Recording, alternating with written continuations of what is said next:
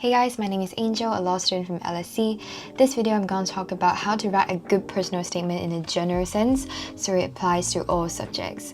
Before I dive in, I want to be honest with you. This video is not going to give you a template of what you can do. I'm not going to give you things that you can copy because the whole point of a personal statement is that it's personal. What I will give you is the process, the mindset, and the mistakes that I see people making all the time. So let's get into it.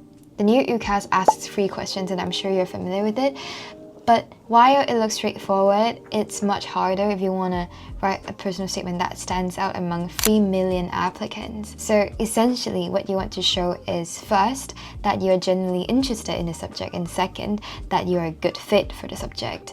So step 1, aka the step that most people forget about, is knowing yourself. Now this step is very important because essentially your personal statement is your only opportunity to demonstrate who you are as a person outside of your grades and your reference letter.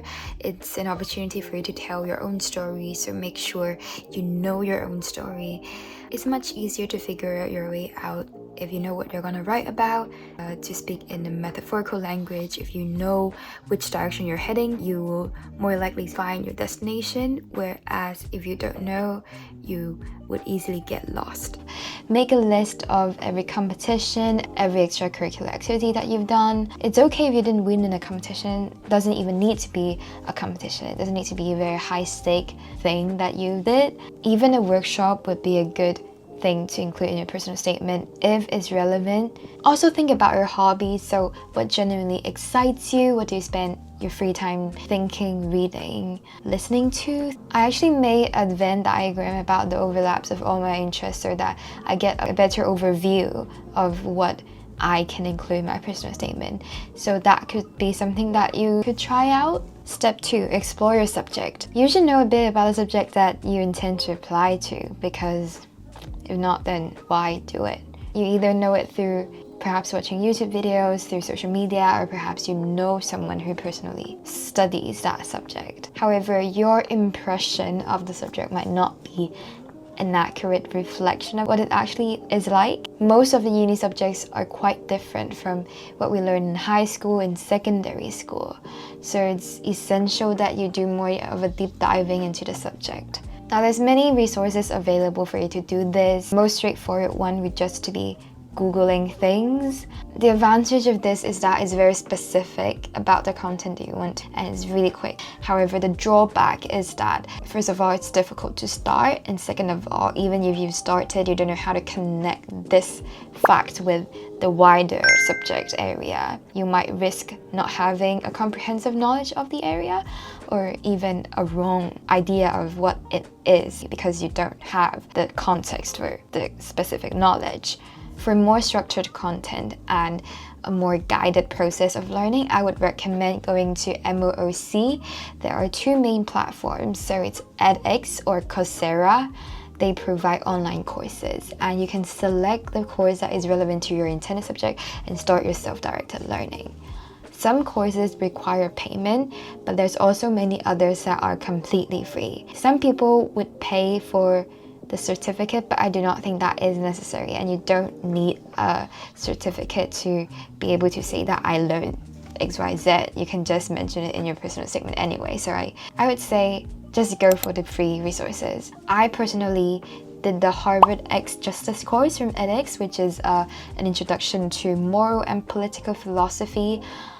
It's not directly related to law, but it's helpful for forming arguments, so it's really good for humanities subject. Alternatively, you could just resort to the traditional method, so that's reading books. There is the suggested reading list from universities. If you can't find it directly from the university that you intend to apply to, I would suggest looking at Oxbridge ones. I believe they have a reading list for almost every subject, so you can just look it up on Google. This is an example for the law reading list. You can also look up to the articles, documentaries, podcasts related to the subject, and also reading news, catching up on what's actually happening in the world that is directly related to your subject. So for law, it would be recent legislations, how it impacts different groups of people, and how you think about the law. There's a list of readings that I would recommend anyone who intends to do law. I would link it in the description below so you can check that out. As you are doing this, pay attention to what genuinely interests you. What topics make you want to keep reading? What questions do you find yourself asking? That's really important, just note them down. Now, the writing. Multiple drafts are not just normal, it's inevitable and it's essential to a good personal statement. I made 5 drafts. Each of my drafts look drastically different from one another. Started writing my first one in July, August, and I submitted my personal statement in early October. So make sure you leave plenty of time for you to write your personal statement. The editing part might take longer than what you expected, so definitely start early. My number one advice is just start and don't overthink it. You'll figure it out as you go, and don't worry about word count in the beginning. Write everything that you possibly can and then cut it down. It's so much easier to edit than to write from a blank page. Here are some sub-questions for you to kickstart a personal statement if you're actually not sure what to write about. It's just a guidance and hopefully it inspires you in some way, but it's definitely not an exhaustive question list, or it's not even giving you any structure anyway. Okay, so this is the part that I want you to pay attention to. The mistake one is bluffing. It's really essential for you to show and not just tell. To elaborate a bit more on this point, show not tell has 3 different levels. The first level is basically a fail. It's just a mere bluff, because everyone can equally say how much they love a subject, but without anything to back it up, it's just an empty statement and it adds no value to your personal statement. The second level is an average level performance. You would talk about your experience, but it's just a generic description of what it is.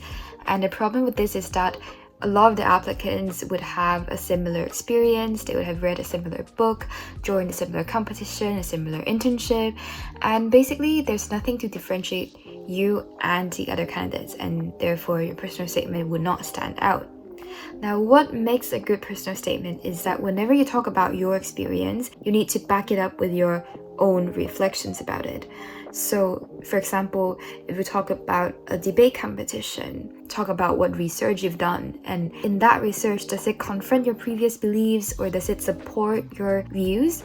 If you've read about a certain article, you've read about an argument made by some authors, do you agree with their views or do you disagree? Why and why not? Whenever you bring up an argument made by other people, make sure you summarize it precisely in your own words and never rely on Wikipedia or AI, because if you do so, it's going to be very generic. It's not going to be applicable when you mention your other experiences as well. Mistake number 2 is being overly descriptive with flowery and emotional language. It's helpful to keep in mind that the American admission system and the UK's admission system is quite different. The UK's personal statement is more academically oriented, so it's not a personality-based assessment, I would say. You don't need to show too much of your personality or how resilient you are. Instead, it would be more about the subject. So back to the 2 things that I first mentioned, you need to prove that you're genuinely interested in the subject and you're a good fit for the subject. You're not writing a fictional story whatsoever, just be clear and straight to the point. I would like to advise specifically against using extensive metaphor.